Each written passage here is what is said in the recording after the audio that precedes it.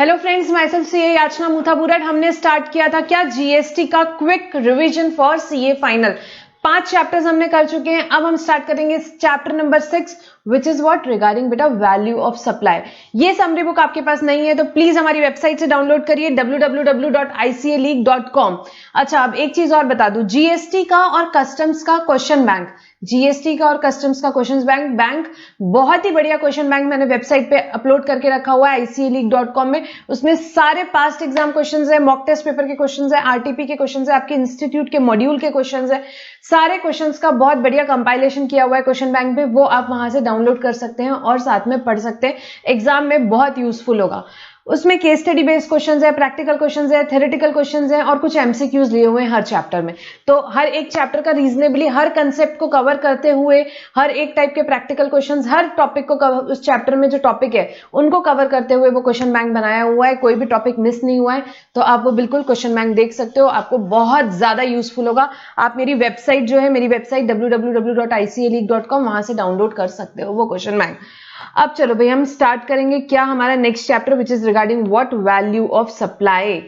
जो मेरे pen drive students है, मैं बता दूं मॉड्यूल 1 का ही जो चैप्टर है, हमारी मॉड्यूल 1 का रिवीजन अभी चल रहा है, तो हम वैल्यू ऑफ सप्लाई का जो चैप्टर है वो आप वहां पे देखिए।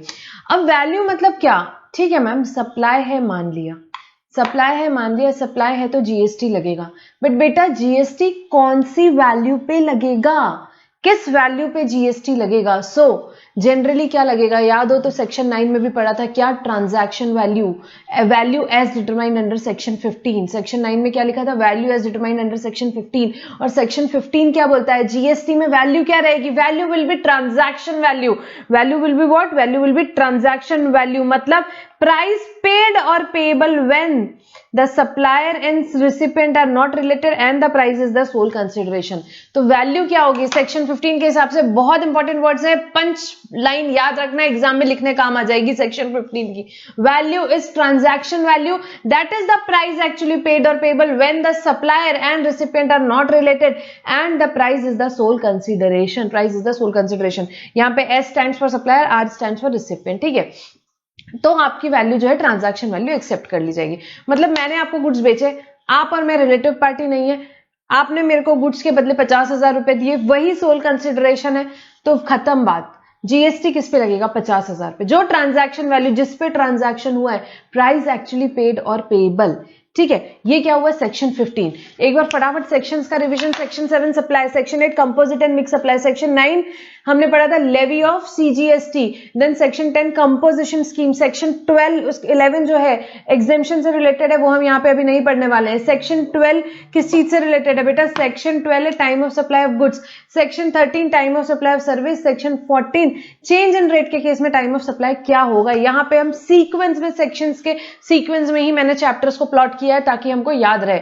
अब सेक्शन 14 तक के हमने पढ़ लिया, अब सेक्शन 15 पढ़ेंगे which is regarding what value. Valuation के प्रोविजन सेक्शन 15 में दिए हुए हैं। अब इसके बाद अगर ये तो हो गया, अगर सप्लाई अनरिलेटेड पर्सन को कर रहे हो और प्राइस सोल कंसिडरेशन है, तो वैल्यू क्या हो जाएगी बेटा, वैल्यू हो जाएगी ट्रांजैक्शन वैल्यू। बट अगर आपने सप्लाई किया है रिलेटेड पर्सन को, या प्राइस सोल कंसिडरेशन नहीं है, या कुछ नोटिफाइड सप्लाई है, तो उस केस में वैल्यू कैसे डिटरमाइन करेंगे, वैल्यूएशन रूल्स में जाएंगे। वैल्यूएशन रूल, सीजीएसटी रूल्स जो दिए हुए हैं हमारे वैल्यूएशन के लिए, उस रूल्स में जाएंगे और वहां से हमारी वैल्यू डिटरमाइन होगी, वहां से हमारी वैल्यू डिटरमाइन होगी, ठीक है। अब हम आएंगे आगे। अब देखो वैल्यू सेक्शन 15(1) के हिसाब से value is what, value is बेटा ट्रांजैक्शन वैल्यू। ट्रांजैक्शन वैल्यू में बट कुछ इंक्लूजन्स रहेंगे और कुछ डिडक्शंस रहेंगे, वो हम देखते हैं।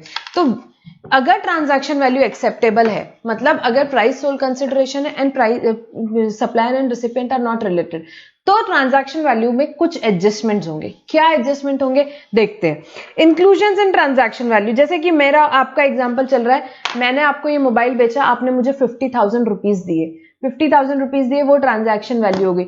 अब ट्रांजैक्शन वैल्यू एक्सेप्टेबल है क्योंकि प्राइस सोल कंसिडरेशन है और अपन दोनों रिलेटेड नहीं है, तो क्या हो गई, ट्रांजैक्शन वैल्यू एक्सेप्ट हो गई। अब ट्रांजैक्शन वैल्यू एक्सेप्ट होगी तो उसमें कुछ इंक्लूजन्स है, देखते हैं क्या। टैक्सेस अदर देन जीएसटी, मतलब कोई भी अदर टैक्सेस लगे होंगे, जैसे कि फॉर एग्जांपल एक्साइज ड्यूटी लगी होगी, कोई भी म्युनिसिपल टैक्सेस लगे होंगे, कोई भी टैक्सेस हैं वो ऐड होंगे। सो कोई भी टैक्सेस होंगे, जैसे कि फॉर एग्जांपल मैंने आपको टोबैको प्रोडक्ट्स बेचे, उस पर एक्साइज ड्यूटी अभी भी लगता है, आपको पता है सेंट्रल एक्साइज अभी भी लगता है। तो जो भी सेंट्रल एक्साइजेस हैं, 50,000 का हमारा प्रोडक्ट था फॉर एग्जाम्पल टोबैको का, 1,000 सेंट्रल एक्साइज लगता है उसमें, तो 51,000 रुपीज, जो 1,000 रुपीज है उसे इंक्लूड किया जाएगा। तो all kind of taxes other than GST, GST को छोड़ के जो भी टैक्सेस हैं जो अभी करेंटली लग रहे हैं वो इंक्लूड होंगे ट्रांजैक्शन वैल्यू में, ऐड कर दो, टैक्सेस दिए होंगे ऐड कर दो। Then third party payment made by customer in relation to supply where supplier was liable to pay and were not included in the price, मतलब कि थर्ड पार्टी पेमेंट है, किसी को पेमेंट कर रहे हैं, जिसने किसने किया, कस्टमर ने किया, बायर ने किया, रेसिपिएंट ने किया, इन रिलेशन टू सप्लाई है, सप्लाई से रिलेटेड है, where with supplier was liable to pay and were not included in the price actually paid or payable। अब क्या हुआ, मैंने आपको घर बेचा, मैंने बोला एक काम करो, एक ये फ्लैट खरीद लो आप मुझसे, 50 लाख रुपए आपने मुझे दे दिए, मैंने एक काम करना यार, 2 लाख रुपए वो सीमेंट का पेमेंट करना था, यू प्लीज डू ना। तो what is that, that is a third party payment which is paid by the recipient, आपने पे किया, in relation to supply, supply से रिलेशन में पे किया, not included in price actually paid और payable, 50 lakh में इंक्लूडेड नहीं है, पे मेरे को करना चाहिए था, मैंने आपको बोला यार 2 लाख रुपए उसको पे कर देना। तो ये क्या हुआ, ये तो मैंने शिफ्ट कर दिया आपको, आपने 2 लाख रुपए पे किया, प्राइस में नहीं इंक्लूडेड है बट एक्चुअली तो पार्ट ऑफ सप्लाई है। तो थर्ड पार्टी पेमेंट जो भी रेसिपिएंट करता है, लॉजिकल है, उसे भी ऐड किया जाएगा। तो अगर मैंने आपको कोई सेल किया है, आपने मेरे को 50 लाख दे दिए, 2 लाख रुपए आपने किसी और को दे दिए, तो 2 लाख रुपए भी ऐड होगा, ठीक है, 2 लाख रुपए भी ऐड होगा आपकी ट्रांजैक्शन वैल्यू में। ट्रांजैक्शन वैल्यू 50 लाख प्लस इसमें अब 1,000 रुपीज हमने मान लिया था, कोई भी टैक्सेस है, 2 लाख रुपए भी और ऐड हो जाएगा। Incidental expenses including commission, packaging, anything and anything done by supplier in respect of supplier till delivery of goods for the supply of service if charged to the recipient। देखो अब ये क्या है, इंसिडेंटल एक्सपेंसेस, कोई भी incidental expenses, example दिया हुआ including commission and packaging, तो कोई भी इंसिडेंटल एक्सपेंसेस, कोई भी सप्लाई से रिलेटेड है, चार्ज किया रेसिपिएंट को, मैंने आपको ऐड कर दिया incidental expenses, commission 2,000 rupees, packaging 2,000 rupees, other expenses 3,000 rupees, सगले ऐड होंगे, सबके सब ऐड होंगे, सारे के सारे एक्सपेंसेस ऐड होंगे, जो भी इंसिडेंटल एक्सपेंसेस है including commission, packaging and anything charge by supplier for anything done in relation to the supply. ये तो बहुत ही बढ़िया लाइन कर डाल दी इन्होंने, anything done by supplier in respect of supplier till delivery of the goods, delivery तक, क्या delivery के बाद के नहीं, डिलीवरी के बाद का फिर वो अलग ट्रांजैक्शन हो गया, वो अलग से आपका रहेगा।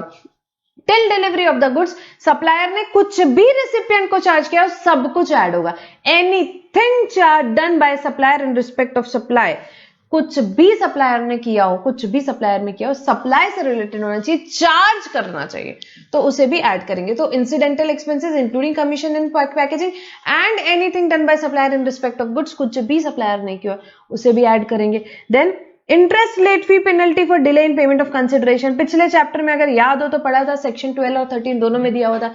इंटरेस्ट, लेट फी, पेनल्टी जो है उसको आप यहां, मैंने आपको उस टाइम पे बोला था कि वैल्यूएशन में पढ़ेंगे, इंक्लूजन में उसे ऐड करना पड़ेगा, बट इसका टाइम ऑफ सप्लाई कब आता है बेटा, इसका टाइम ऑफ सप्लाई जब ये पैसा आता है, but it forms part of value, value का पार्ट तो है, वैल्यू तो है, जब पैसा आएगा तब होगा, पहले से टैक्स ट्रांजैक्शन वैल्यू पे लगता है ना, जब पैसा आएगा तब उसका ट्रांजैक्शन वैल्यू पे उसे हो जाएगा, बट टैक्स तो इस पे लगेगा।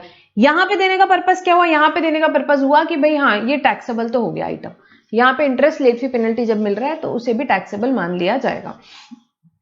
Subsidies link to the price of supply other than one given by the central और स्टेट गवर्नमेंट, तो अगर सब्सिडी है और वो क्या है, लिंक्ड टू द प्राइस, अगर आपकी सब्सिडी लिंक की जा सकती है प्राइस के साथ, तो वो भी forms part of value, other than given by central state government ने सब्सिडी दी, बेटा उसको इंक्लूड नहीं करना है, उसको इंक्लूड बिल्कुल नहीं करना है, वो चलेगा। तो 5 एडजस्टमेंट करना है आपको इंक्लूजन्स के, कौन कौन से 5 एडजस्टमेंट है, टैक्सेस सबसे पहले अदर देन जीएसटी, सारे टैक्सेस ऐड करोगे अदर देन जीएसटी। सेकंड, कोई भी टैक्सेस आपको एडजस्टमेंट में दिया हो, सेंट्रल एक्साइज का दिया हो, आपको म्युनिसिपल टैक्सेस दिया हो, कोई भी टैक्स, इंटरटेनमेंट टैक्स दिया हो, कोई भी टैक्स दिया हुआ है प्रॉब्लम में, आपको उसको ऐड करना है, जीएसटी को ऐड नहीं करोगे, सेकंड, कोई भी थर्ड पार्टी पेमेंट दिया हुआ है, थर्ड पार्टी पेमेंट रिसिपिएंट ने दिया है तो उसे भी ऐड करोगे। थर्ड इंसिडेंटल एक्सपेंसेस कोई भी हो ऐड करोगे। सप्लायर ने कुछ भी किया हो, एनीथिंग डन बाय सप्लायर, तो उसको भी ऐड करोगे आप। उसके बाद में इंटरेस्ट लेट फी पेनल्टी जब आएगी तब उसको उस पर टैक्स लगेगा, ठीक है। इंटरेस्ट लेट फी पेनल्टी आपको एग्जाम में दिया हुआ है तो ट्रांजैक्शन वैल्यू में उस टाइम पे ऐड मत करो, नीचे अलग से दो, जिस दिन आई है उस दिन आप उसका जैसे 1 लाख रुपए इंटरेस्ट पेनल्टी आया, जीएसटी 18% है, 1 लाख इंटू 18%, 18,000 का जीएसटी, उसका टाइम ऑफ सप्लाई अलग ट्रिगर होगा, ठीक है। एग्जाम में एक प्रॉब्लम तो फुल फ्लेज आता है, उसमें आपके अपन वो एक प्रॉब्लम करेंगे, I think place of supply के लेक्चर के बाद अपन करते हैं। Time of supply, invoice, then payment कब करना है, देन वैल्यू क्या रहेगी, देन उसका प्लेस ऑफ सप्लाई क्या है, ऐसा एक फुल फ्लेज प्रॉब्लम आता है, ठीक है। तो वो फुल फ्लेज प्रॉब्लम सॉल्व करने के लिए ये 4-5 कंसेप्ट आपके पूरे क्लियर हैं तो अपन साथ में ऐसे 1 या 2 प्रॉब्लम फॉर प्रैक्टिस करेंगे, ठीक है। Subsidies link to price other than given by state, and subsidy अगर आपकी लिंक्ड टू प्राइस है, अगर सब्सिडी को प्राइस से लिंक नहीं कर पा रहे हो तो फिर उस केस में वो ऐड नहीं होगी, एडहॉक सब्सिडी है तो। और subsidy given by central state government भी ऐड नहीं होगी। जो बाकी सब्सिडीज है जो लिंक कर सकते हो प्राइस से, उसे ऐड किया जाएगा। Then exclusions from the value, ये क्या हो गया, इंक्लूजन्स हो गए वैल्यू में। Then exclusions from the value, discounts given before और at the time of supply and recorded in the invoice. अब एक्सक्लूजन क्या क्या है, डिस्काउंट है, डिस्काउंट बिफोर और at the time of supply, जब तक मैं सप्लाई कर रही हूं, आज मैंने आपको सप्लाई किया, आज से पहले या आज तक के मैंने आपको दे दिया डिस्काउंट की, ठीक है बेटा आप ये ले लो, 10% डिस्काउंट आपको दे रही हूँ, ये मेरा ट्रेड डिस्काउंट है, ये मेरा जो भी, आप मेरे को इमीडिएट पेमेंट कर रहे हो, मैं कैश डिस्काउंट दे रही हूँ, इट कुड बी एनीथिंग। तो जो मैं डिस्काउंट दे रही हूँ बिफोर और at the time of supply and recorded in the invoice, और इनवॉइस के ऊपर दिख रहा है, इनवॉइस के ऊपर दिख रहा है, तो उसे माइनस कर दिया जाएगा, उसे बिल्कुल आप माइनस कर दोगे। टोटल आपने ट्रांजैक्शन वैल्यू की, एड इंक्लूजन्स की, माइनस जितना डिस्काउंट दे रहे हो वो माइनस हो जाएगा, उसके बाद ही आपकी नीचे टैक्सेबल वैल्यू आएगी, ठीक है। बिफोर और at the time of supply है और रिकॉर्डेड इन द इनवॉइस है, कोई दिक्कत नहीं, डिस्काउंट माइनस हो जाएगा। देन पोस्ट सप्लाई डिस्काउंट, मतलब मैंने आपको सप्लाई कर दी, मैंने आपको सप्लाई कर दी, 6 महीने बाद आपको डिस्काउंट दे रही हूँ। पोस्ट सप्लाई डिस्काउंट हो सकता है क्वांटिटी डिस्काउंट दे रही हूँ, मेरा कुछ ऐसा, मैंने आपको टारगेट दिया हो, आप मेरे डीलर, मैंने आपको बोला कि एक काम करो, ये मैं आपको प्रोडक्ट बेच रही हूँ, आप ऐसे 100 प्रोडक्ट बेचो या आप मुझसे 100 प्रोडक्ट खरीदो साल भर में, तो मैं आपको उसके बाद रिट्रोस्पेक्टिवली क्वांटिटी डिस्काउंट दूंगी। तो हो सकता है पोस्ट सप्लाई डिस्काउंट भी पॉसिबल है। So post supply discount incentive if known in advance and linked with the invoices and proportionate ITC has been received, तब ही रिवर्स होगा। कब, अगर मैंने आपको पोस्ट सप्लाई डिस्काउंट दी है बट ये हमारा पहले ही तय हो गया था, हमारे एग्रीमेंट में पहले ही था कि नहीं ये मैं आपको दूंगी, मैंने आपको आज ही बता दिया कि बेटा आप सुनो, आप मेरे से 100 क्वांटिटी का ये प्रोडक्ट खरीदो, 100 क्वांटिटी का ये प्रोडक्ट खरीदो, जब आप 101 क्वांटिटी खरीदोगे मैं आपको ये रिट्रोस्पेक्टिवली हर प्रोडक्ट पे 10% डिस्काउंट दूंगी। So is it known in advance? Yes ma'am. Is it linked with the invoices? Yes ma'am. And proportionate ITC has been reversed by the recipient, और आपने जो उस पे ITC लिया वो आपने रिवर्स कर दिया, और वो आपने रिवर्स कर दिया तो कोई दिक्कत नहीं है, वो डिस्काउंट को भी माइनस कर दिया जाएगा, एक्सक्लूड हो जाएगा वो ट्रांजैक्शन वैल्यू में, वो भी हो जाएगा, वो फ्यूचर डेट पे आएगा, इसका एडजस्टमेंट बहुत कम है, एग्जाम में आएगा, ठीक है, क्योंकि वो फ्यूचर डेट से रिलेटेड होता है। आपको जनरली कौन सा एग्जाम में वो आना चाहिए डिस्काउंट, आपके जनरली एग्जाम में, ये आपको एमसीक्यू में थ्योरेटिकल में पूछे तो बहुत बात अलग है, बट ये देखो ये सारे चैप्टर्स है ना, उनको एमसीक्यू वगैरह ज्यादा नहीं पूछेंगे वो लोग, वैल्यूएशन इन सब में, क्योंकि फुल फ्लेज प्रॉब्लम आ जाएंगे। जो छोटे छोटे चैप्टर्स बचते हैं, कंसेप्चुअल चैप्टर्स बचते हैं, जैसे फर्स्ट वाला चैप्टर हमने पढ़ा था, आगे के चैप्टर्स पढ़ेंगे, उन सब में आपसे थ्योरेटिकल ज्यादा पूछेंगे। ये जो प्रैक्टिकल ओरिएंटेड क्वेश्चन चैप्टर्स है, इनमें आपको प्रैक्टिकल क्वेश्चन आने के 99% या केस स्टडी टाइप क्वेश्चन आने के 99% चांसेस होते हैं, ठीक है। तो वैल्यू में हो गया आपका क्या, डिस्काउंट माइनस करना है, बिफोर और एट द टाइम वाला है, तो पोस्ट जो डिस्काउंट है वो भी एक्सक्लूड होता है ट्रांजैक्शन वैल्यू पे, अगर वो पहले से पता है, आईटीसी रिवर्स कर दिया आपने और लिंक्ड विद द इनवॉइस हो रहा है तो, ठीक है। तो अब ये हो गया हमारा, अब एक सेकेंड रुकना, देखो अभी क्या क्या पढ़ा, एक बार फटाफट रिवाइज करो। आपको एग्जाम में दी हुई है ट्रांजैक्शन वैल्यू की, अपना आपका और मेरा ट्रांजैक्शन कितने में हुआ है, 50,000 रुपए में, तो 50,000 हो गया। ऐड करोगे आप इसमें क्या क्या, इंक्लूजन्स में बताओ क्या क्या है। सबसे पहले टैक्सेस अदर देन जीएसटी, तो फॉर एग्जाम्पल इस कोई प्रोडक्ट में 1,000 रुपीज के टैक्सेस लगे तो हाँ वो ऐड होंगे, हाँ बिल्कुल होंगे मैम, बिल्कुल होंगे, कोई दिक्कत की बात नहीं है इसमें। फिर उसके बाद में सेकेंड हमने देखा क्या चीज था, सेकेंड एडजस्टमेंट क्या इंक्लूड करोगे आप, यहां पे करोगे थर्ड पार्टी पेमेंट अगर कोई भी है,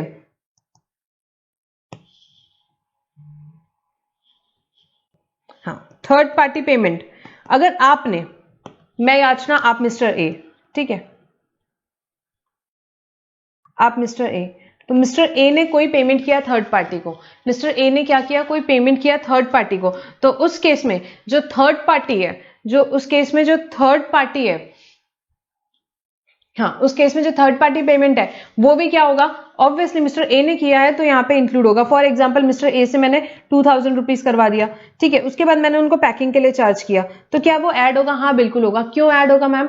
क्योंकि वो incidental expenses including commission and packaging है। 1000 रुपीज मैंने पैकिंग के लिए चार्ज किया, 1000 रुपीज मैंने कमीशन के लिए चार्ज किया, तो क्या वो ऐड होगा? हाँ मैम बिल्कुल होगा। अदर चार्जेस के लिए मैंने उनको ऐड किया 5000 रुपीज, तो क्या वो ऐड होगा? हाँ बिल्कुल होगा। क्यों? क्योंकि anything done by supplier in relation to the supply and charge to the recipient, तो उसे भी ऐड करना है, तो अदर चार्जेस भी आपके यहाँ पे ऐड होंगे, बिल्कुल होंगे। उसके बाद में क्या हो गया भाई, क्या प्रॉब्लम है आज?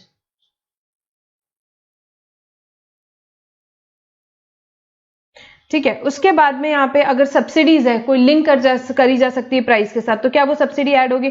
हाँ मैम बिल्कुल ऐड होगी। 1000 रुपीज की सब्सिडी आई है तो वो भी यहाँ पे ऐड होगी। अब इसके बाद आपने दिया सामने वाले को discount of 10% on transaction value, discount on 10% on transaction value, discount आपने दिया है 10% ऑफ, फॉर एग्जाम्पल 50,000 पे आपने दिया हुआ है, तो माइनस हो जाएगा 5000। अब ये जो अमाउंट आएगा ये क्या हो जाएगा बेटा, ये हो जाएगा टैक्सेबल वैल्यू, और इस पे क्या लगेगा? जीएसटी लगेगा। इस पे क्या लगेगा? जीएसटी लगेगा। रेगुलर बैच के स्टूडेंट्स अपन ने इस पे बहुत सारे प्रॉब्लम क्वेश्चन बैंक में सॉल्व किए हैं, तो इसमें आई एम प्रिटी श्योर अपन ने हर एक एडजस्टमेंट बहुत माइन्यूटली देखा है, तो आपको बिल्कुल समझ में आ गया होगा। जो लोग अब रेगुलर बैच के नहीं हो और जो लोग ये वीडियोस देख रहे हैं, वो लोग ये काम कर सकते हैं, जो क्वेश्चन बैंक मैंने अवेलेबल करवाया है मेरी वेबसाइट पे, उस पे से डाउनलोड करके इस चैप्टर के प्रॉब्लम आप सॉल्व कर लो, क्योंकि ये चैप्टर बहुत इंपॉर्टेंट है। तो आप इसमें कुछ 2-4 प्रॉब्लम्स जो बड़े वाले प्रॉब्लम्स दिए हुए हैं एंड में, वो आप यहाँ पे सॉल्व कर सकते हो, ठीक है। अब ये हो गया, तो इसमें आपको प्रैक्टिकल क्वेश्चन आ सकता है, इसकी आपको थोड़ी प्रैक्टिस करनी पड़ेगी, क्योंकि ये बहुत एंड मोमेंट पे हम कर रहे हैं, क्विक रिवीजन कर रहे हैं, इसलिए मैं यहाँ पे प्रॉब्लम्स नहीं ले रही हूँ। बाकी रेगुलर वालों लोगों ने तो किया ही होगा, जिन्होंने नहीं किया है वो प्लीज क्वेश्चन बैंक डाउनलोड करके इसके 1-2 प्रॉब्लम सॉल्व करें, ठीक है। बाकी अगर आपको कंसेप्ट समझ में आ गया होगा तो प्रॉब्लम सॉल्व करने में कोई बड़ी बात नहीं है। आई थिंक हमने बहुत इनफ प्रैक्टिस करी है, तो ये रिवीजन के हिसाब से इतना सफिशिएंट है। नाउ अब अगर वैल्यू, अब अभी तो हमारी बात हो रही थी सेक्शन 15(1)(2) की हमने बात करी, ठीक है। क्या value is transaction value, that is the price actually paid और पेएबल, प्राइस एक्चुअली पेड और पेएबल। 1 सेकेंड, हाँ, value is transaction value which is the price actually paid और पेएबल। उसके बाद उसमें हमने लिए इंक्लूजन्स, इंक्लूजन्स में 5 इंक्लूजन्स है जो दिए हुए सेक्शन 15 सबसेक्शन 2 में। 15(1) किस बारे में बोलता है? Value is transaction value. 15(2) किस बारे में बोलता है? Inclusions and transaction value. And then 15(3) है, यहाँ पे थोड़ा सा करेक्शन करिए, 15(3) is regarding what? Exclusions and transaction value, जिसमें डिस्काउंट का एडजस्टमेंट दिया है। अब अगर ट्रांजैक्शन वैल्यू एक्सेप्टेबल नहीं है, ट्रांजैक्शन वैल्यू एक्सेप्टेबल कब नहीं होगी? या तो सप्लायर और रिसिपिएंट रिलेटेड पार्टी है, या प्राइस सोल कंसिडरेशन नहीं है, या नोटिफाइड सप्लाई है। तीन ही केस में ट्रांजैक्शन वैल्यू एक्सेप्टेबल नहीं होती, या तो रिलेटेड पर्सन है, या प्राइस सोल कंसिडरेशन है, या नोटिफाइड सप्लाई। तो उस केस में वैल्यू किसके हिसाब से होती है? सीजीएसटी रूल्स के हिसाब से होती है। रूल स्टार्ट करेंगे सबसे पहले, रूल नंबर 27। रूल नंबर 27 क्या चीज बोलता है? रूल नंबर 27 बोलता है कि भाई अगर आपका transaction consideration not wholly in money है, consideration not wholly in money है, तो उस केस में क्या होगा? उस केस में होगा भाई वैल्यू किस हिसाब से निकालेंगे? Consideration not wholly in money, मतलब पार्शियली इन मनी हो सकता है, पार्शियली अदर हो सकता है। Totally not, consideration totally not in money नहीं लिखा है, नॉट होलली इन मनी, ठीक है, नॉट होलली इन मनी। अगर यहां पे अदर, टोटल का टोटल अदर होता तो ये यहां पे फॉल नहीं होगा, यहाँ पे पार्टली मनी में हुआ है, पार्टली अदर हुआ है, तो उस केस में ट्रांजैक्शन वैल्यू, यहाँ पे हम वैल्यूएशन कैसे करेंगे देखते हैं। तो वैल्यू क्या होगी? ओपन मार्केट वैल्यू होगी। यहाँ पे एक बार 2 टर्म्स हम लोग 1 मिनट समझेंगे। What do you mean by open market value and what do you mean by value of like kind and quality. Open market value मतलब full value of money excluding taxes under GST, मतलब full value of money minus उसमें से GST अगर कुछ होगा तो उसको minus कर दो। Payable by a person to obtain such supply at the time when the supply being value is made, provided sub supply is between unrelated person and the price is the sole consideration। तो मतलब जिस time मैंने आपको supply किया, अब for example मैंने आपको supply किया, आप और मैं निकल गए रिलेटेड पर्सन, तो इस केस में ओपन मार्केट वैल्यू कैसे देखी जाएगी? इसी टाइम पे मैंने किसी और को सप्लाई किया, जो कौन है? वो अनरिलेटेड पर्सन है, तो वो जो अनरिलेटेड पर्सन को एट द सेम टाइम मैंने सप्लाई किया, उसकी वैल्यू को बोला जाएगा open market value. And value of like kind and quality का मतलब क्या होता है? Supply of like kind and quality means any other supply made under similar circumstances which is same और closely substantially resembles in respect of quality, quantity, functionality, repetition to the supply being valued. Value of like, content, quality का मतलब है कि product same नहीं है but features same है, उसका quality same है, उसका क्वांटिटी, फंक्शनैलिटी जैसे कि फॉर एग्जांपल सेम है, ठीक है। जैसे कि मैं फ्रिज लेने जा रही हूँ एलजी का और सैमसंग का, फीचर्स क्वालिटी सब कुछ सेम है, तो वो क्या हो जाएगा लाइक, काइंड एंड क्वालिटी। और ओपन मार्केट वैल्यू, और यहाँ पे जो है जो फर्स्ट ओपन मार्केट वैल्यू मतलब सेम प्रोडक्ट की बात होती, value of like, kind and quality मतलब कि सिमिलर प्रोडक्ट है उसकी बात हो रही है, ठीक है। ओपन मार्केट वैल्यू में एलजी टू एलजी, मैंने एलजी का फ्रिज आपको भी बेचा, एलजी का फ्रिज किसी और को भी बेचा, उसमें ओपन मार्केट वैल्यू देखेंगे जो किसी और का अनरिलेटेड पर्सन का है। Then value of like, kind and quality, मैंने आपको एलजी का फ्रिज बेचा बट मैंने किसी और को सैमसंग का फ्रिज बेचा और दोनों की फीचर्स, फंक्शनैलिटी एकदम सेम है, तो वो लाइक, काइंड एंड क्वालिटी में वैल्यू सिमिलर प्रोडक्ट की ली जाती है, ठीक है। अब देखना शुरू करेंगे यहाँ पे वैल्यूएशन रूल्स क्या बोलते हैं, 1 to 1 रूल्स पढ़ेंगे फटाफट। Value shall be either of the following in a given order. Open market value, सबसे पहले ओपन मार्केट वैल्यू ली जाएगी। सेकंड, ओपन मार्केट वैल्यू अगर नहीं है तो total of consideration in money, जितना पैसा मनी में दे रहे हो, amount equal to consideration not in money. मतलब अगर ओपन मार्केट वैल्यू नहीं है, अपन ओपन मार्केट वैल्यू नहीं है तो फिर आपको क्या लेना पड़ेगा, इक्विवेलेंट मनी कंसिडरेशन लेना पड़ेगा, ठीक है। मैंने जैसे कि फॉर एग्जांपल आपको पहले एक लैपटॉप बेचा, ठीक है, अब वो लैपटॉप का मैंने किसी और को भी लैपटॉप बेचा तो उसकी ओपन मार्केट वैल्यू ले लेंगे। बट अगर मैंने किसी को लैपटॉप बेचा ही नहीं, मेरे पास ओपन मार्केट वैल्यू ही नहीं है, तो फिर ठीक है, मैंने आपको फॉर एग्जांपल लैपटॉप 40,000 में दिया, उसके अगेंस्ट में आपने क्या किया, आपने मेरे को 20,000 रुपीज दिए और एक फोन दे दिया, तो कैसे देखा जाएगा, यहाँ पे देखो total consideration in money, money में कितना दिया आपने मेरे को 20,000 plus amount equal to consideration not in money, तो जो आपने मेरे को फोन दिया उसका वैल्यू देखा जाएगा और वो हो जाएगा आपका क्या यहाँ पे सेकंड पॉइंट में valuation. Third, value of like, kind and quality, अगर अब ये इक्विवेलेंट मनी कंसिडरेशन भी नहीं मिल रहा है सेकंड पॉइंट में तो क्या करोगे, फिर value of like, kind and quality देख के डालोगे। वो भी नहीं मिल रहा है तो consideration in money plus value of non monetary consideration computer as per rule 3031, अभी हम देखेंगे आगे रूल 3031 आएंगे तो उसमें क्या है वो हम देखते हैं। तो यहाँ पे आपको देखना है क्या, सबसे पहले open market value, second equivalent money consideration, third value of like, kind and quality, और अगर वो भी नहीं है तो फिर उस केस में कंसिडरेशन मनी प्लस वैल्यूएशन किया जाएगा रूल 3031 के हिसाब से।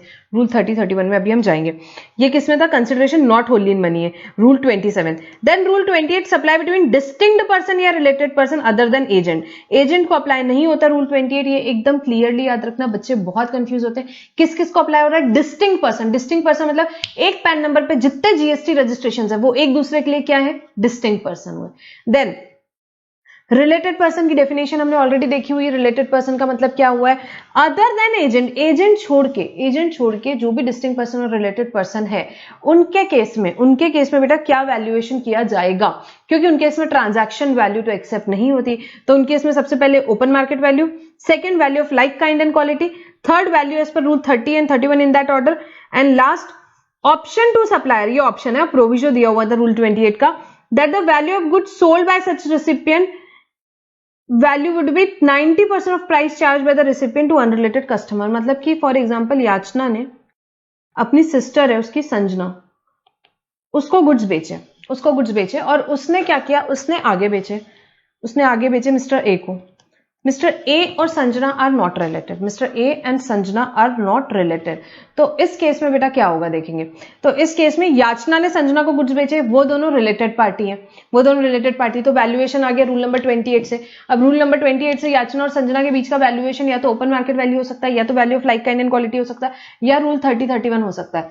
एक ऑप्शन और है याचना के पास कि संजना ने जो मिस्टर ए को goods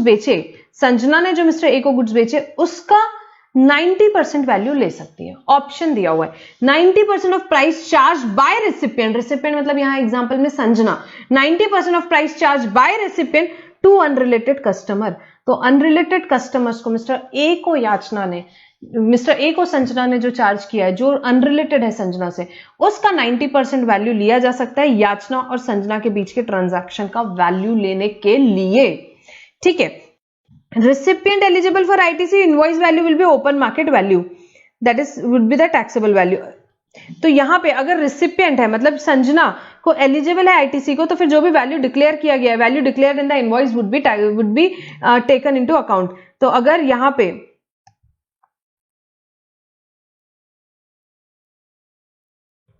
provided further that where recipient is eligible for ITC, the value declared in invoice shall be declared to be the open market value of the goods and services. तो जो भी यहाँ पे recipient अगर eligible है ITC के लिए, संजना अगर eligible है ITC के लिए, तो जो भी invoice value declare किया है उसको डीम कर लिया जाएगा क्या, taxable value, open market value, तो उसको मान लिया जाएगा और उसे एक्सेप्ट कर लिया जाएगा. तो इन शॉर्ट अगर सामने वाला recipient related party है, distinct person, eligible for ITC तो कोई टेंशन नहीं, जो इनवॉइस वैल्यू डिक्लेयर किया गया है वही टैक्सेबल वैल्यू मान लिया जाएगा.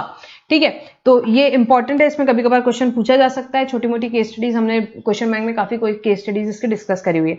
तो सबसे पहले ओपन मार्केट वैल्यू आप लोगे, नहीं तो लाइक काइंड एंड क्वालिटी का लोगे, नहीं तो रूल 30-31 के हिसाब से करोगे. और इसमें रूल 27 और किसी में ये ऑप्शन नहीं है, यहाँ पे ये ऑप्शन है. ये दो प्रोविजन इंसर्ट किए नीचे गवर्नमेंट ने, और उसमें क्या बोला है कि भाई अगर रिसिपिएंट सामने किसी को बेचने वाला है, एज सच सेल करने वाला है, ये वर्ड बहुत इंपॉर्टेंट है, एज सच सेल करने वाला है, not after processing, as such sale करने वाला है सामने, तो 90% of the value charge by the recipient to the unrelated customer. और अगर recipient eligible for full ITC है तो उस केस में जो भी इनवॉइस वैल्यू डिक्लेयर की. तो ये दोनों भी ऑप्शंस अवेलेबल है सप्लायर के पास, वो कोई भी ऑप्शन इसमें से एक्सरसाइज कर सकता है. ठीक है, तो ये बेटा रूल 28 हो गया, supply between distinct person and related person other than agent. Then rule 29, supply of goods made और रिसीव थ्रू एन एजेंट. देखो अब ये गुड्स की बात कर रहे हैं, ठीक है, नॉट सर्विसेज, गुड्स की बात हो रही है यहाँ पे. अगर आपने गुड्स, एजेंट को गुड्स बेचा है तो उस केस में देखो क्या होगा, value shall be either of the following, open market value ले लो या 90% of price charge by recipient to his unrelated customer for supply of like kind and quality. तो अगर यहाँ पे आप ओपन मार्केट वैल्यू भी ले सकते हो, या जो रिसिपिएंट है आपका, फॉर एग्जांपल संजना मेरी एजेंट थी, तो संजना ने जो आगे चार्ज किया उसका 90% ले सकते हैं. And value as per rule 30 and 31 in that order, 30-31 को इन दैट ऑर्डर आप ले सकते हो. तो ये हो गया बेटा रूल 29. अब बहुत देर से पढ़ रहे रूल 30-31, रूल 30-31 क्या है? रूल 30 कुछ भी नहीं है, बड़ा इजी है. एग्जाम में अगर आए तो 110% ऑफ कॉस्ट ऑफ प्रोडक्शन और मैन्युफैक्चर और acquisition of the provision of the goods और सर्विसेज. तो जो भी कॉस्ट है उसका 110% लेना है, जो भी कॉस्ट आएगी उसका 110% लेना है. ठीक है. एंड 31 रेसिडुअल मेथड है. गवर्नमेंट का बोलना है कि ठीक है अब कुछ नहीं पता है तो रेसिडुअल मेथड ले लो, बेस्ट जजमेंट मेथड भी बोल सकते हैं इसको. Value shall be determine using reasonable means consistent with the general principle and provisions of section 15 and valuation rules. यहाँ पे गवर्नमेंट ने बोला ठीक है आपको नहीं समझ में आ रहा है, आपको 27, 28, 29, 30 आप कहीं फॉल नहीं हो रहे हो, या आपको वहां से वैल्यूएशन करना जम नहीं रहा है, तो उस केस में आप क्या कर सकते हो, आप 31 अप्लाई कर सकते हो. और 31 में हमने क्लियरली बोला है आप वैल्यू क्या ले सकते हो, reasonable means consistent with the general principles and provisions of section 15. अपना कोई भी बेसिस लो पर अपने पास डॉक्यूमेंटेशन बरोबर रखना. हम जब ऑडिट करने आएंगे, चेक करने आएंगे, तब आपके पास उसका सपोर्टिंग होना चाहिए क्योंकि आपने रीजनेबल बेसिस लिया है.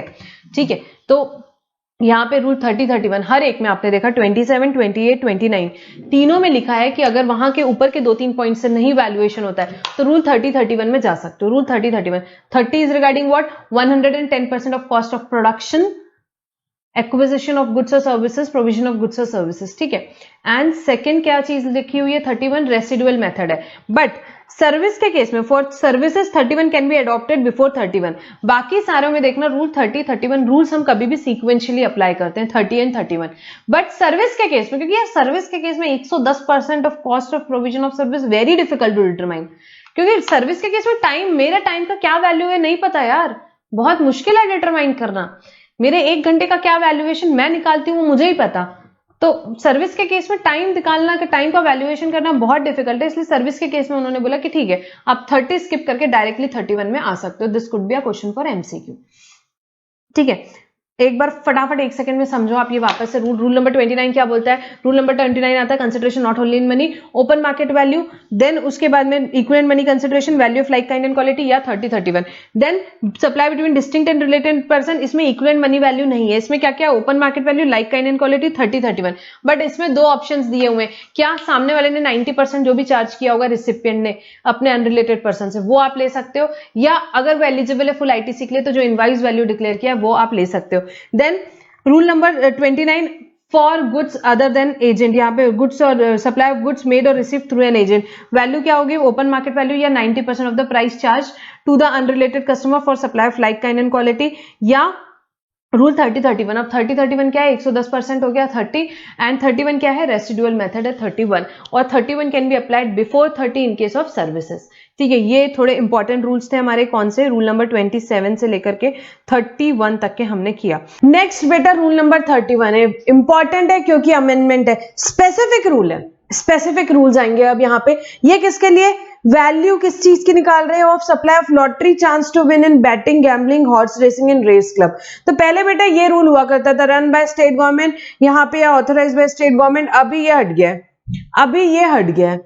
ठीक है, अब जो आई है सिचुएशन वो हम देखेंगे, अमेंडेड पोजीशन हम ये पढ़ेंगे, अमेंडमेंट है इसलिए और इंपॉर्टेंट है, अमेंडमेंट है इसलिए और इंपॉर्टेंट है। क्या कर रहे हैं, स्पेसिफिक रूल है लॉटरी के केस में, इसीलिए ट्रांजैक्शन वैल्यू यहाँ पे इग्नोर की जाएगी और वैल्यूएशन कैसे निकलेगी लॉटरी का यहाँ पे देखेंगे। So value of supply of lottery chance to win in betting, gambling, horse racing in a race club, the value of supply of lottery will be higher of what beta, higher of 100 by 128 of the face value of ticket or 100 by 128 of the price notified in the official gazette by the organizing state। तो बेटा lottery के case में, खाली lottery के case में कैसे निकलेगा value, value जो रहेगा इंक्लूसिव माना जाता है। ठीक है, लॉटरी की वैल्यू आ रही है जैसे कि 5,000 रुपए की लॉटरी, तो उसका आपको वैल्यूएशन जीएसटी पे करने के लिए कैसे करना है, 100 by 128 of the face value, जो 5,000 उसकी फेस वैल्यू है, या और 100 by 128 of the price notified whichever is higher, दोनों में जो हायर है। तो पहले देख लो फेस वैल्यू कितनी, 5,000, प्राइस नोटिफाइड कितना है, 5,500, हायर ऑफ टू 5,500, उसको मल्टीप्लाई कर दो, 100 से डिवाइड कर दो 128 से, आपको आ जाएगा वैल्यू क्या रहेगी लॉटरी की, और उस पर जीएसटी पे करेंगे। अब रेट क्या है, 28%। बेटा याद है हमने पढ़ा था सप्लाई के चैप्टर में, क्या ये जो रहता है ये गुड्स आता है, ये गुड्स की डेफिनेशन में आती है लॉटरी। ठीक है, actionable claims. Now actionable claim in the form of chance to win, betting, gambling, horse racing. ऊपर किसकी बात कर रही है, लॉटरी की, लॉटरी की। अब किसकी बात कर रही हूं, betting, gambling, horse racing in a race club. क्या रहेगी value, 100% of face value of the bet, 100% of the face value of bet और the amount paid to totalisator. ठीक है, वो जो डिवाइस रहती है। सो यहाँ पे क्या रहेगा बेटा, 100% of the value of the bet और the amount paid to the totalisator. Value in case of lottery, betting, gambling, horse racing important since there is amendment, MCQ या किसी में आपसे पूछा जा सकता है। ठीक है बेटा, तो यहाँ पे होता है हमारा रूल नंबर 31A।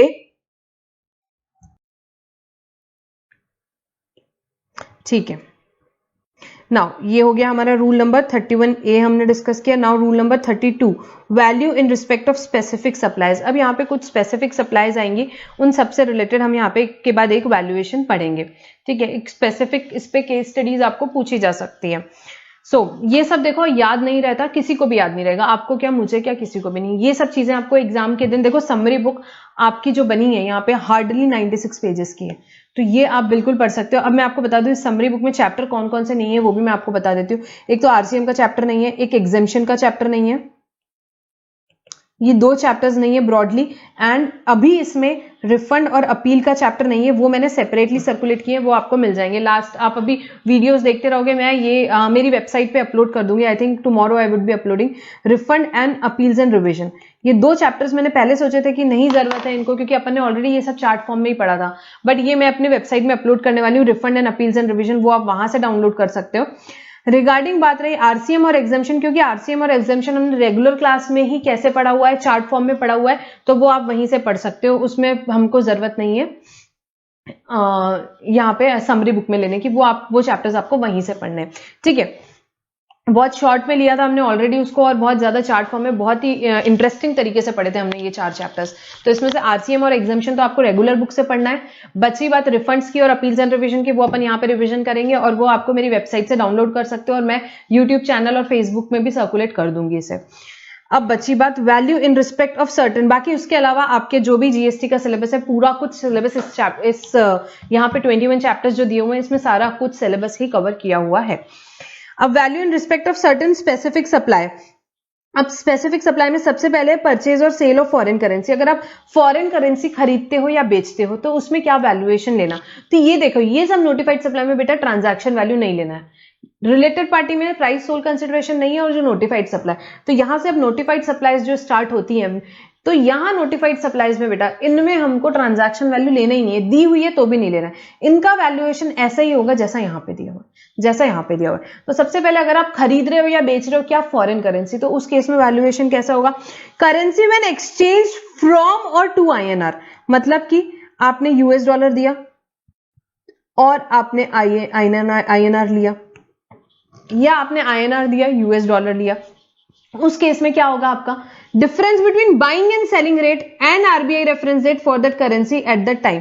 तो जो भी बाइंग सेलिंग रेट चल रहा है और उसमें से आपको आरबीआई का जो आज का रेट है उसको माइनस करना पड़ेगा। फॉर एग्जांपल आपका रेट है 61 रुपीज, सिंप्लिसिटी के लिए ले रही हूँ, ठीक है, आपका 61 रुपीज है, जो भी बाइंग सेलिंग रेट है वो 61 रुपीज है, और आपका आरबीआई का रेफरेंस रेट समझ लो 61.5 है।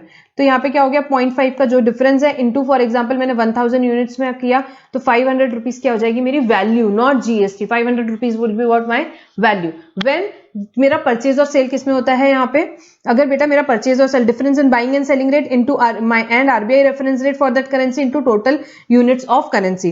Second, if RBI reference rate is not available, अब उस दिन का आरबीआई का रेफरेंस रेट ही नहीं है, उस दिन का आरबीआई का रेफरेंस रेट ही नहीं है, तो फिर क्या होगा 1% of gross amount of INR provided receive by the person changing the money. तो जो भी 1% ऑफ आईएनआर, मतलब आईएनआर फॉर एग्जांपल 1000 यूनिट्स है मेरी, 1000 यूनिट्स इनटू 50 रुपीज का रेट ले रहे हैं सिंप्लिसिटी के लिए, तो यहाँ पे कितना हो जाएगा 50,000 रुपीज हो जाएगा, ठीक है।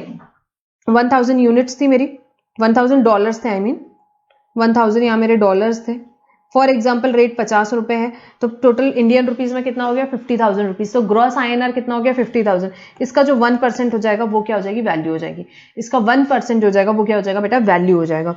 If neither of the currency are exchange in INR, अब आईएनआर में आपने एक्सचेंज ही नहीं किया, आपने क्या किया पॉइंट दिया यूएस डॉलर लिया, पॉइंट दिया यूएस डॉलर लिया, या यूएस डॉलर दिया पॉइंट लिया, कोई भी दूसरी दो करेंसी एक्सचेंज करी आईएनआर छोड़ के, तो उस केस में वैल्यू कैसे निकलेगी 1% of lesser of these two amount, 1% of lesser of these two amount, the person changing money would have received by converting them to INR on that day at the reference rate of RBI। मतलब कि RBI का reference rate लिया जाएगा उस दिन का, आपने अगर यूएस डॉलर को INR, आप क्या कर रहे हो ट्रांजैक्शन क्या है, करेंसी आईएनआर में कन्वर्ट नहीं हो रही, किस में हो रही है यूएस डॉलर टू पाउंड हो रही है, तो उस केस में क्या होगा आपको सबसे पहले 1% of lesser of two amount, कौन सा अमाउंट, अगर आप यूएस डॉलर को आईएनआर पे कन्वर्ट करते तो जो भी इंडियन रुपीज आया उसका 1%, या आप जो पाउंड है पाउंड को आप आईएनआर में कन्वर्ट करते हैं और उसका फिर 1% निकालते, इसमें से जो भी लेसर अमाउंट आएगा वो क्या हो जाएगा बेटा, वो हो जाएगा आपका यहाँ पे वैल्यू हो जाएगी, वो वैल्यू हो जाएगी। सो अगर करेंसी आप फर्स्ट का आईएनआर में एक्सचेंज कर रहे हो तो सिंपल बात है, डिफरेंस बिटवीन जो भी बाइंग सेलिंग रेट है माइनस आरबीआई का rate into total number of currency,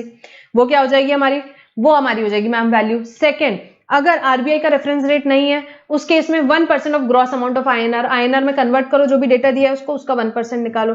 third, अगर आपकी कोई भी करेंसी आईएनआर में कन्वर्ट नहीं हो रही है तो उस केस में जो दोनों करेंसीज है उसको पहले आईएनआर में कन्वर्ट करो, उसका 1% निकालो, दोनों में जो भी 1% लेसर आता है, पाउंड को आईएनआर में कन्वर्ट किया हमने, यूएस डॉलर को आईएनआर में कन्वर्ट किया, जो भी दोनों का लेसर आएगा अमाउंट उसका 1% आपका क्या हो जाएगा, यहाँ पे फॉरेन करेंसी का एक्सचेंज हो जाएगा। देन ये हो गया एक ऑप्शन, ये क्या हो गया बेटा फर्स्ट ऑप्शन नंबर 1। देन एक और ऑप्शन अवेलेबल है, अगर आपकी करेंसी 1 लाख रुपए तक एक्सचेंज हो रही है तो 1% और 250 विचएवर इज हायर, 1% और 252 विचएवर इज हायर। अब ये स्लैब रेट जैसा है, ये कैसा है स्लैब रेट जैसा है।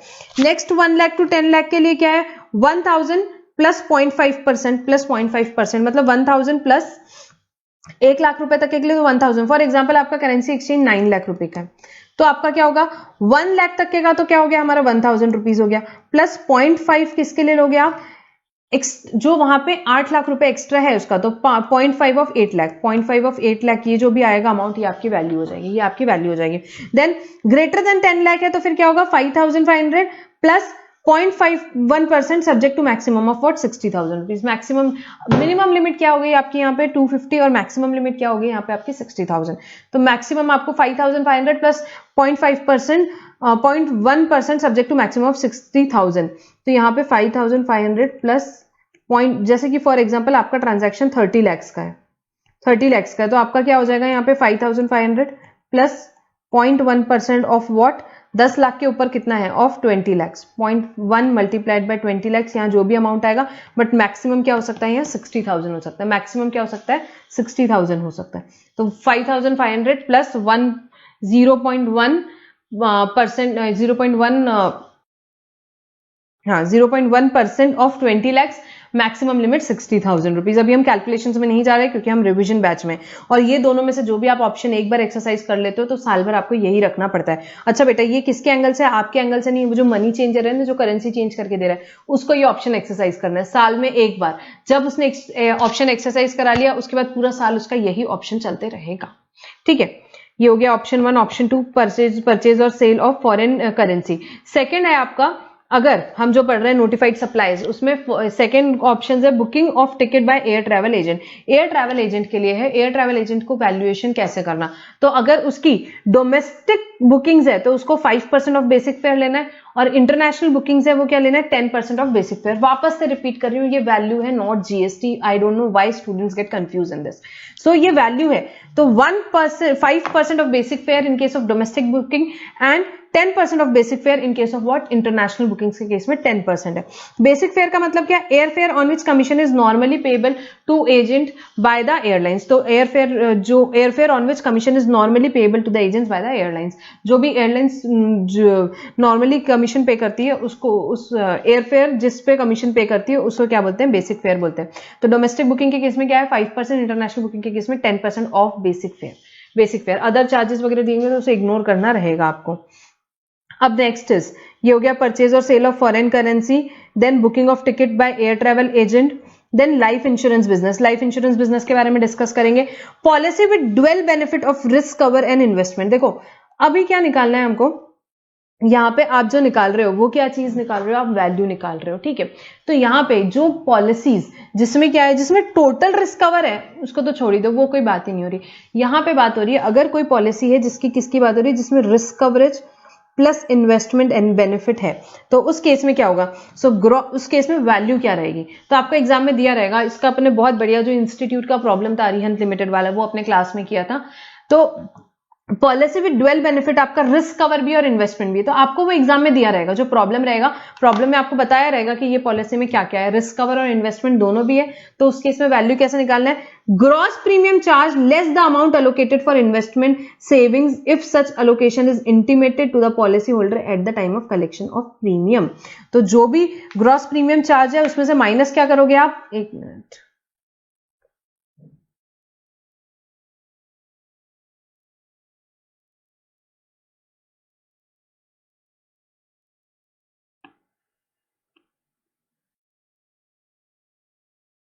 हाँ ये अरिहंत लाइफ वाला ही प्रॉब्लम था। ठीक है, हाँ अगर आपकी पॉलिसी जो है डुअल बेनिफिट की है, रिस्क कवर और इन्वेस्टमेंट की, तो जो भी ग्रॉस प्रीमियम चार्ज कर रहे हो माइनस उसमें जो भी अमाउंट अलोकेटेड फॉर इन्वेस्टमेंट है वो आप माइनस कर दोगे, तो आपका क्या आ जाएगा? वैल्यू आ जाएगी। अगर आपकी सिंगल प्रीमियम एन्युटी पॉलिसी, देखो आपके एग्जाम में क्लियर है, लाइफ इंश्योरेंस बिजनेस का प्रॉब्लम दिया जाएगा, जैसे कि यहाँ पे प्रॉब्लम दिया हुआ है, ये लाइफ इंश्योरेंस कंपनी का प्रॉब्लम है, और यहाँ पे आपको लाइन से सब चीज दी है कि भाई अमाउंट एलोकेटेड फॉर इन्वेस्टमेंट है या amount not allocated for investment है, वो सारे एडजस्टमेंट आपको दिए रहेंगे, आपको उस पर ये कंसेप्ट लगाने हैं।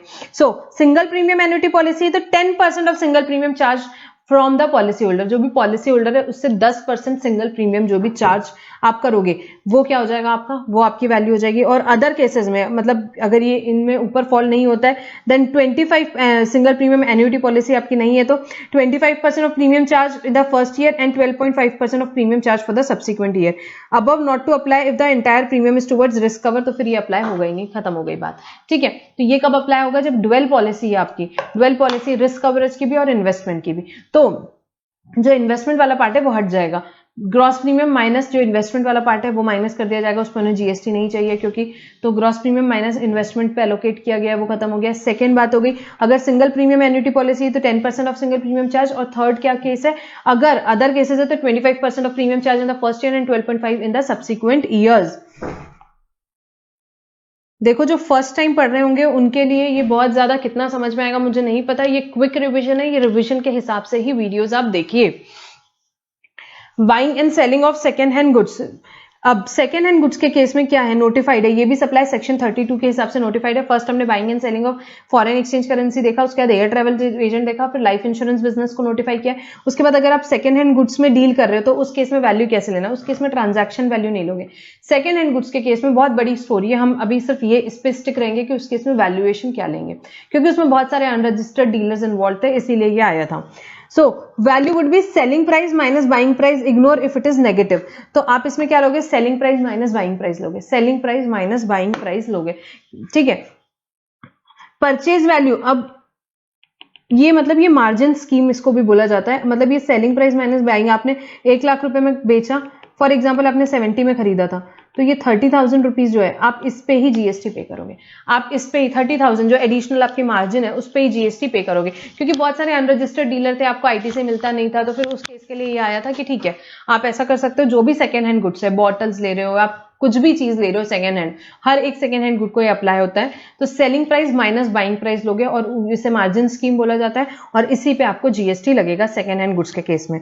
Then purchase value of goods repossessed from the unregistered borrower, आपको याद है बैंक अपने को गाड़ियां वाड़ियां देती है, फिर अपन ने पेमेंट नहीं किया तो बैंक अपने से गाड़ी लेकर के चले जाती है और फिर वो गाड़ी बेच देती है, तो वो भी एक तरह से सेकेंड हैंड गुड्स हुआ, वो भी एक तरह से सेकेंड हैंड गुड्स हुआ। तो उसके केस में देखो क्या क्लैरिफाई किया है, तो purchase value of goods repossessed from unregistered borrower, purchase price minus 5% per quarter or part thereof from the date of purchase till the date of disposal by the person making repossession. तो उस case में आप value क्या लोगे, जो भी purchase price है, जो भी परचेज प्राइस है जितने पे खरीदा था, माइनस 5% हर एक क्वार्टर का या पार्ट देयरऑफ, पूरा क्वार्टर भी हो सकता है, अगर आपने फॉर एग्जांपल 5 महीने यूज किया है तो एक पूरा क्वार्टर हो गया, एक आधा क्वार्टर हो गया, तो that will be treated as what 2 quarters, और रेट क्या लिया जाएगा फिर 5 and 5 10%, तो 5% per quarter of part thereof from the date of purchase till the date of disposal by the person making repossession, जिस दिन से परचेज किया उस दिन से रिपोजिशन तक के का, तो उसको वैल्यू मान ली जाएगी,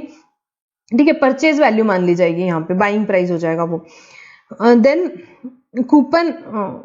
coupon voucher value, money value of supply redeemable against such voucher, ठीक है, ये तो अगर आप ये ठीक है, ये आपको रिपोजिशन वाला समझा, तो यहाँ पे आपकी वैल्यू हो गई, एक सेकेंड, ये परचेज वैल्यू हो गई, फिर जितने भी बैंक सेल करेगा, सेल बैलेंस परचेज जो रहेगा वो आपकी क्या हो जाएगी, मार्जिन हो जाएगी।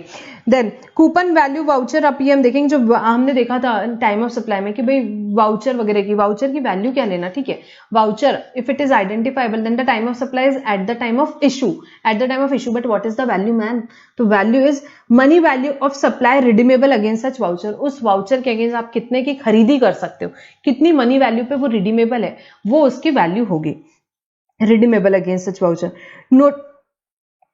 Then notified services between distinct person without consideration, distinct person, for example मेरी ब्रांचेस हैं, उनको मैं कुछ notified services अगर देती हूँ तो उस केस में value would B nil if ITC is available, तो उसमें वैल्यू निल मान ली जाएगी अगर आईटीसी अवेलेबल है, तो अभी इसमें कुछ नोटिफाइड है नहीं, ठीक है। देन रूल नंबर 33 देखेंगे, which is what supply as a pure agent, pure agent के हिसाब से अगर आपने सप्लाई किया है, प्योर एजेंट के हिसाब से मतलब कि मैं अपनी सर्विस दे रही हूँ, मैं सीए हूँ, मैं अपनी सर्विस दे रही हूँ, आपने मुझे बोला कि आपको कोई कंपनी सेक्रेटरी का ये मेरे को काम करवाना है, आप करवा दो, मैंने यार मैं तो नहीं करती, I am a chartered accountant, I do only GST consultancy, मेरा स्कोप एकदम लिमिटेड है, वो बोले नहीं बट आप ये मेरा कुछ फॉर्मेशन वगैरह का काम है, I really don't know any of the CS, you please get it done, तो मैंने बोला ओके फाइन, जितना वो चार्ज करेगा मैं आपसे चार्ज करूंगी, मेरे को उसमें कुछ इंटरेस्ट नहीं है, तो मैंने क्या किया, मैंने एज अ प्योर एजेंट आपको सर्विस दी, मैंने एज अ प्योर एजेंट आपको सर्विस दी।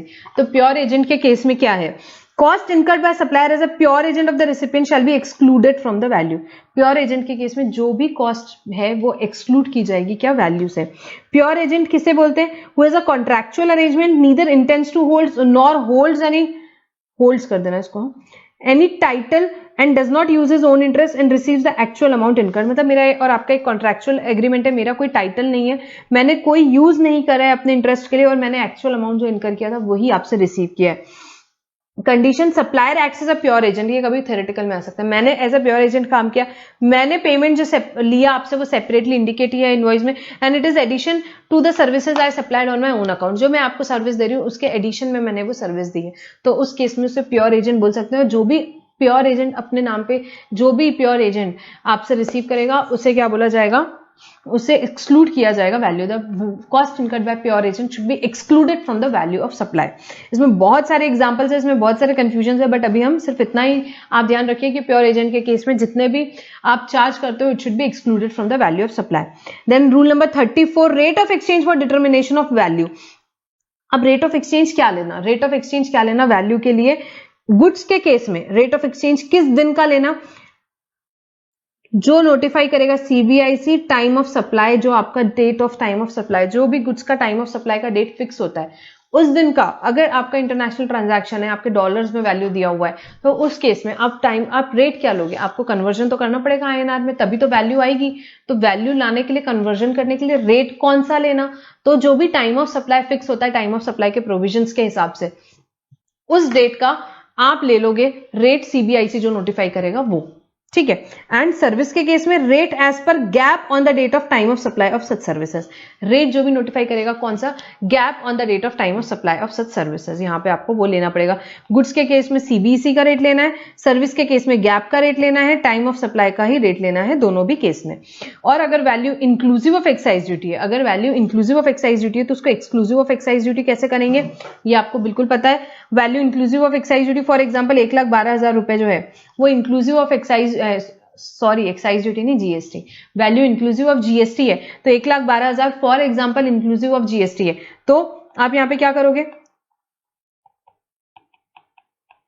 समझा आपको? 1,12,000 डिवाइडेड बाय 100 प्लस 12% जो भी हमारा होता है रेट 112 मल्टीप्लाइड बाय 12, यहां पे क्या आ जाएगा? 1,00,000 रुपए, तो ये आपका क्या आ जाएगा? एक्सक्लूसिव ऑफ जीएसटी वैल्यू आ जाएगी, एक्सक्लूसिव ऑफ जीएसटी वैल्यू यहां पे आ जाएगी। अब बेटा ये हमारा कंप्लीट होता है क्या वैल्यू वाला चैप्टर। नेक्स्ट अब कुछ इंपॉर्टेंट क्लैरिफिकेशंस आए वो हम यहाँ पे डिस्कस करेंगे। कुछ 3 क्लैरिफिकेशंस यहाँ पे आए हैं, हम देखते हैं वो। सबसे first clarification, for the purpose of section 15(2), मतलब क्या इंक्लूजन इन ट्रांजैक्शन वैल्यू की बात कर रहे हैं बेटा, कि इसमें TCS under the provisions of income tax. Doubt क्या था, इशू क्या था कि भाई टीसीएस को इंक्लूड किया जाए या नहीं किया जाए इंक्लूजन्स में। तो गवर्नमेंट ने क्या क्लैरिफाई किया? गवर्नमेंट ने बेटा ये क्लैरिफाई किया, the TCS under the provisions of income tax would not be includable as it is an interim levy and not having the final character of tax. क्योंकि ये इंटरिम लेवी है, ये final tax नहीं है, tax collected at source है, this is not the final income tax. यहाँ पे ये इंटरिम लेवी है, तो इसलिए आप इनको इंक्लूड नहीं करेंगे। अब आपके एग्जाम में प्रॉब्लम आ रहा है, एक एडजस्टमेंट में टीसीएस कलेक्टेड दिया, आपको उसको वैल्यू में इंक्लूड नहीं करना है, नहीं करना है। एक्साइज ड्यूटी दिया है, हाँ बेटा बिल्कुल इंक्लूड करेंगे। क्यों? 15(2) में लिखा है ना, एनी टैक्सेस ड्यूटी, वहां पे लिखा हुआ है क्लियरली, सारे taxes duty except GST if charge separately by supplier आपको इंक्लूड करना है। Then next, in the BF model, BC model operated by banking company. अब इस मॉडल में होता क्या है, एक सेकंड में आपको बैकग्राउंड बताती हूँ। बैंक ने business facilitator, business correspondents appoint किए। वो बिजनेस फैसिलिटेटर, बिजनेस करस्पॉन्डेंट क्या करेंगे? वो बैंक को सर्विसेज दे रहे हैं, जिसके लिए बैंक ने यहां पे उन्हें बोल के रखा हुआ है कि ठीक है भाई आप यहां पे सर्विस दे रहे हो, बट आपको कस्टमर को कुछ भी चार्ज नहीं करना है। कस्टमर को मैं चार्ज करूंगा ट्रांसपेरेंट मैनर में। आप जो भी हमारे कस्टमर्स रहेंगे उनको बैंक चार्ज करेगा, बैंक की बुक में उनकी अकाउंटिंग होगी। अगर बिजनेस करस्पॉन्डेंट से कोई गलती होती है, एक्ट ओमिशन होता है, तो बैंक रिस्पॉन्सिबल रहता है। तो इस केस में इशू क्या था कि भाई कौन यहां पे सर्विस प्रोवाइडर माना जाएगा, किसका वैल्यू ऑफ सप्लाई रहेगा, किसको जीएसटी पे करना पड़ेगा? बैंक और बिजनेस फैसिलिटेटर करस्पॉन्डेंट के मॉडल में। तो क्लैरिफिकेशन क्या आया ये पढ़ते हैं। The banking company is the service provider, banking company को यहां पे सर्विस प्रोवाइडर माना गया। The banking company is liable to pay GST on the entire value of service charge. जितना भी सर्विस चार्ज वो कस्टमर से कलेक्ट कर रही है, पूरे पे टैक्स पे करना पड़ेगा बैंकिंग कंपनी को। और fees charge to customer whether or not receive via BF or BC, चाहे वो रिसीव करे या ना करे बीएफ या बीसी से, तो भी उसे पे करना पड़ेगा। Then next, clarification in case of discounts. Discounts पे कुछ क्लैरिफिकेशन आए, तो discount including buy more save more offer.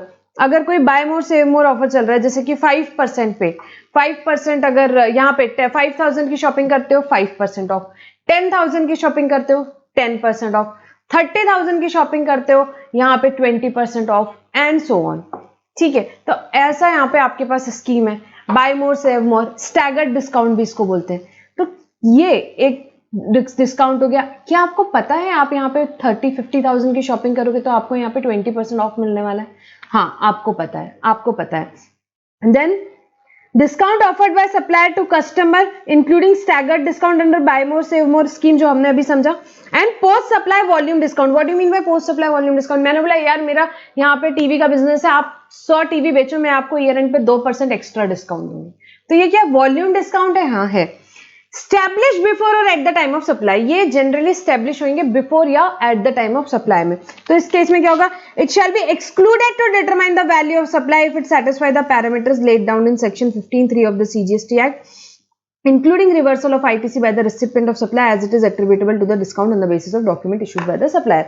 15(3) में क्या लिखा हुआ है, 15(3) में क्लियरली लिखा हुआ है कि अगर यहाँ पे स्टेब्लिश है आपके पहले से एग्रीमेंट में, it could be link to invoices, सामने वाले ने आईटीसी रिवर्स कर दिया है, तो आपको यहाँ पे मिल जाएगा क्या, डिस्काउंट का एक्सक्लूजन यहाँ पे वैल्यू से। और यस, इस केस में भी यही होगा। इस केस में क्या होगा, स्टैगर्ड डिस्काउंट है, वॉल्यूम डिस्काउंट है, पहले से टर्म्स में एग्रीड था, अभी क्रेडिट नोट से मैंने आगे पास कर दिया डिस्काउंट, सामने वाले रिसिपिएंट ने रिवर्स कर दिया यहाँ पे आईटीसी, तो इस केस में इससे एक्सक्लूड किया जा सकता है वैल्यू ऑफ सप्लाई से।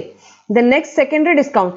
These are discounts which are not known at the time of supply and or are offered after the supply is already over.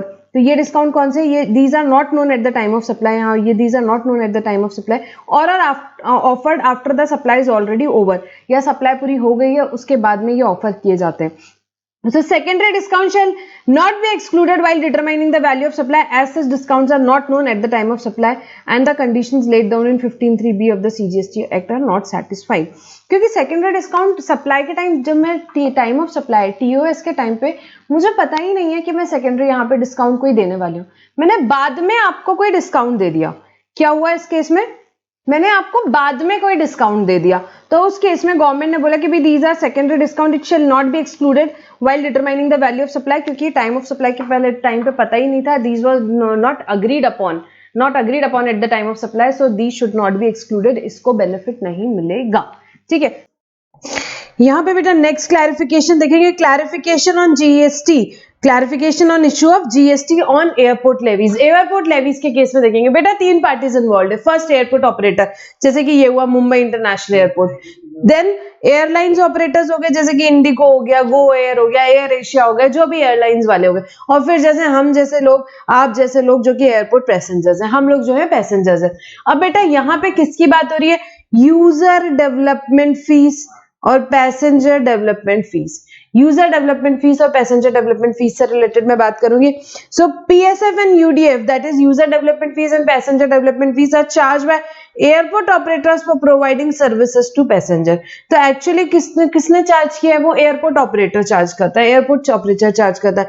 The services provided by airport operator to passenger against consideration in the form of UDF PCF are liable to GST. वो service provide कर रहा है, उसके against charge ले रहा है, तो obviously वो कंसिडरेशन है बेटा अगेंस्ट सर्विस प्रोवाइडर, और जीएसटी उस पे लगेगा। सबसे पहले टैक्सेबिलिटी की बात आती है तो जीएसटी लगेगा।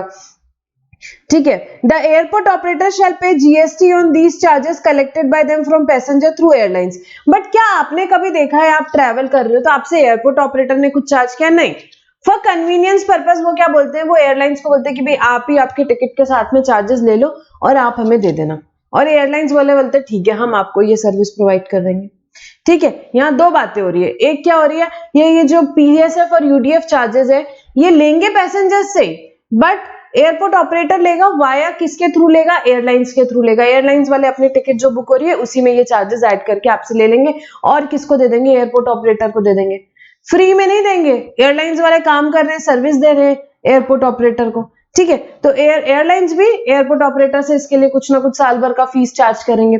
So here since the airport operators are collecting PSF, UDF inclusive of GST, there is no question of not paying GST collected by them to the government। तो यहाँ पे ये चार्ज एडॉक चार्ज रहेगा, तो जो भी charges करेंगे उस पे जीएसटी वो इंक्लूसिव कलेक्ट करते हैं, तो बेटा उसमें क्या रहेगा, उसमें ऑब्वियसली जीएसटी पे करना रहेगा।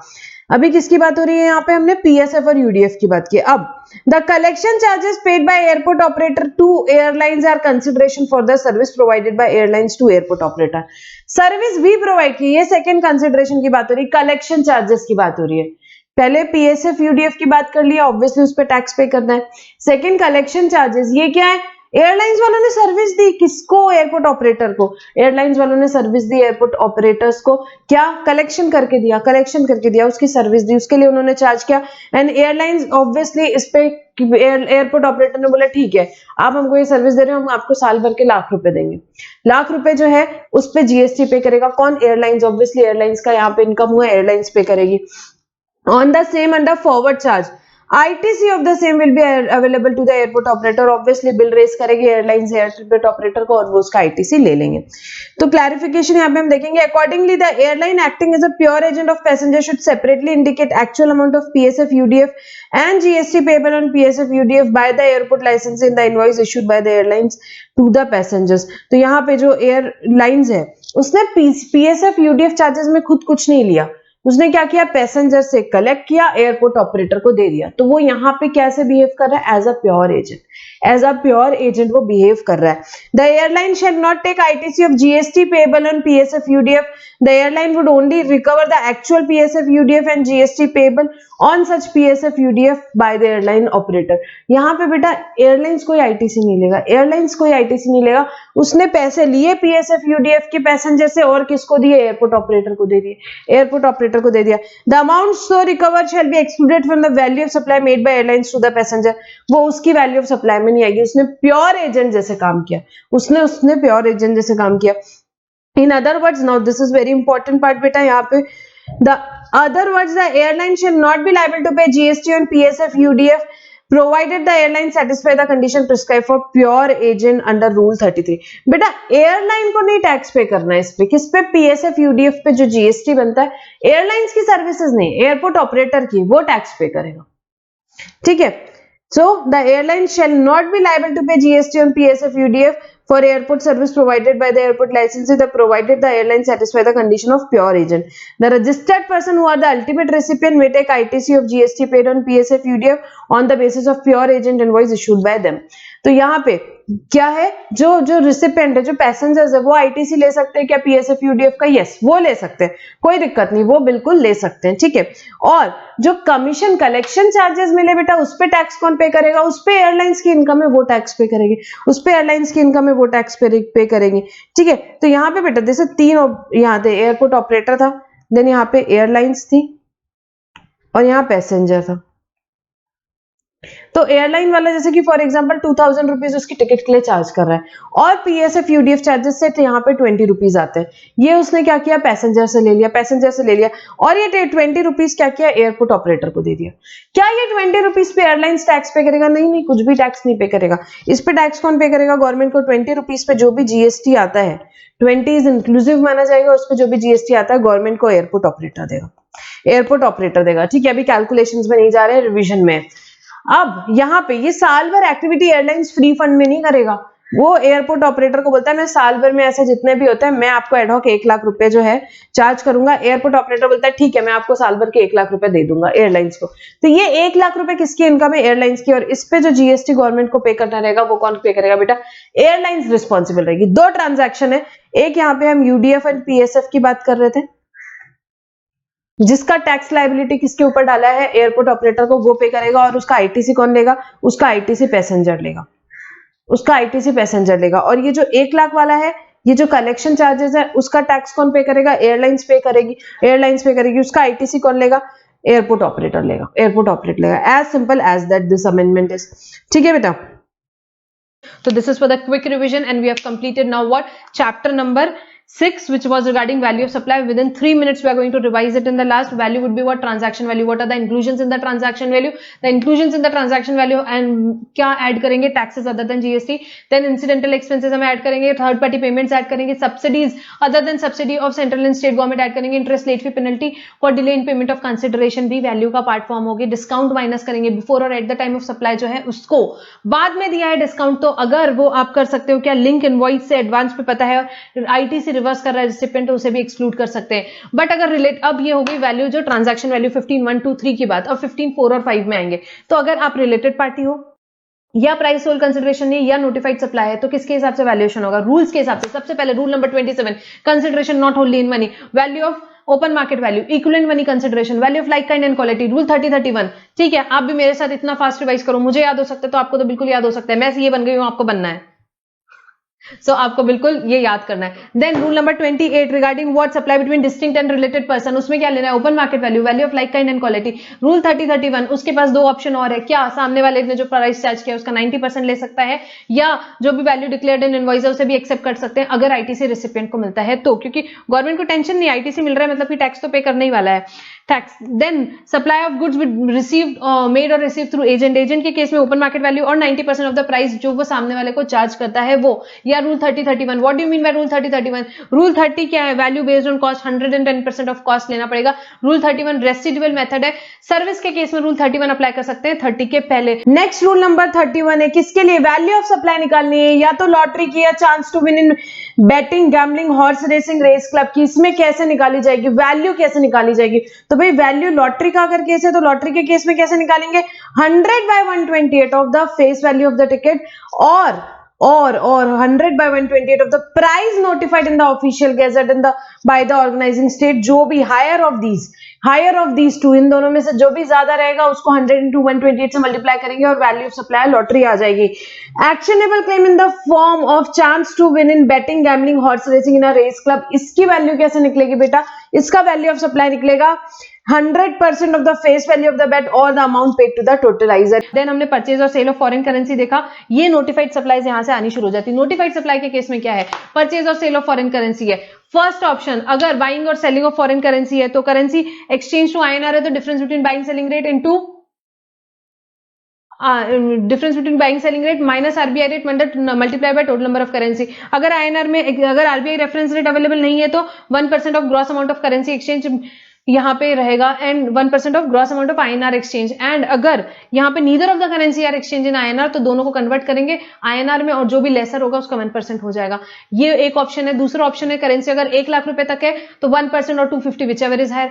करेंसी अगर 1 लाख से 10 लाख के बीच में एक्सचेंज हो रही है तो 1000 प्लस 0.5% आप यहाँ पे ले सकते हो in the amount exceeding 1 lakh. And then अगर आपकी 10 लाख से ज्यादा करेंसी एक्सचेंज हो रही है तो 5500 plus 0.1% subject to maximum of 60,000। इन दोनों में से एक ऑप्शन मनी एक्सचेंजर को लेना है साल भर के लिए, फिर वही रहेगा।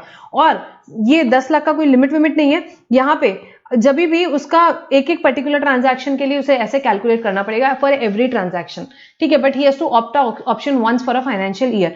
अगर आप एयर ट्रैवल एजेंट हो तो 5% of basic fare in case of domestic booking और 10% of basic fare in case of international booking आपको लेना पड़ेगा वैल्यू। अगर आप लाइफ इंश्योरेंस एजेंट हो तो अगर आप डुअल पॉलिसी देते हो जिसमें रिस्क कवर और इन्वेस्टमेंट दोनों है तो अगर ग्रॉस प्रीमियम माइनस अगर amount clearly allocated for investment पता है तो उसे माइनस कर दिया जाएगा। सिंगल प्रीमियम एन्युटी पॉलिसी है, एग्जाम में दिया रहेगा कौन सी पॉलिसी है तो 10% of the premium charge and other cases में 25% of the premium charge and for first year और सब्सिक्वेंट ईयर के लिए 12.5%।